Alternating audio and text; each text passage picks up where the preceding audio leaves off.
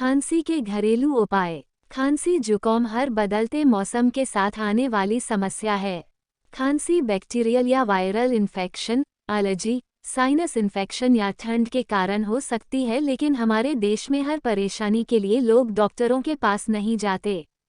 हमारी ही किचन में कई ऐसे नुस्खे छिपे होते हैं जिनसे खांसी जुकाम जैसी छोटी मोटी बीमारियां दूर हो जाती हैं। तो आइए हम आपको बताते हैं खांसी जुकाम में रामबाण ये घरेलू नुस्खे। खांसी के 11 बेस्ट घरेलू उपाय। काली मिर्च। अगर खांसी के साथ बलगम भी है तो आधा चम्मच काली मिर्च को देसी घी के साथ मिलाकर खाएं, आराम मिलेगा।